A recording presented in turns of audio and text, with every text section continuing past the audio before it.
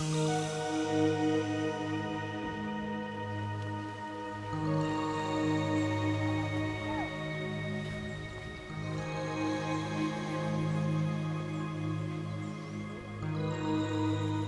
2001, quand les communautés de ce parc, de cette région, ont vraiment senti qu'elles devaient elles-mêmes décider la création de ce parc, l'AFD a pensé qu'il était intéressant d'appuyer cette dynamique.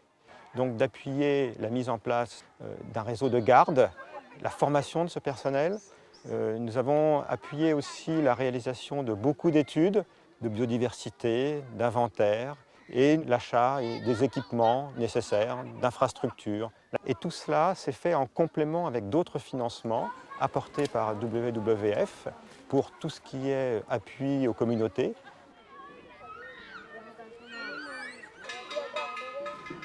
Alors, quand on pense à un parc national en France ou en Europe, on pense à une clôture qui entoure une faune et des visiteurs qui vont aller voir les animaux à l'intérieur de ce parc et de cette clôture.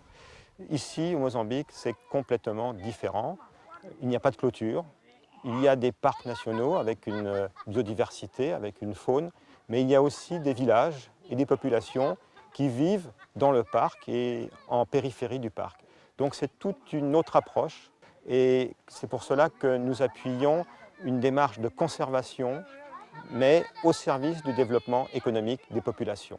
Et dans le cadre de partenariats extrêmement étroits entre l'administration du parc, mais également les populations, ses représentants. Donc c'est vraiment une approche de développement durable d'une région avec comme pilier du développement l'écotourisme basé sur la richesse en biodiversité.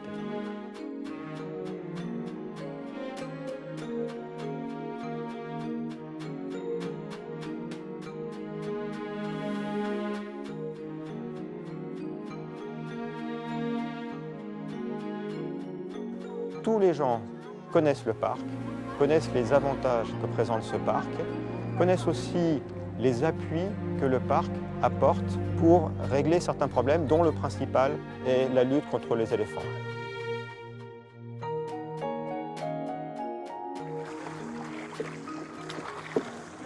Et maintenant que des enquêtes ont montré précisément que la reproduction des poissons est extraordinaire dans les zones de protection, dans les sanctuaires, et que cette reproduction permet aux pêcheurs d'avoir plus de production dans les zones où il est permis de pêcher, ce sont les pêcheurs eux-mêmes qui demandent de nouvelles zones de protection.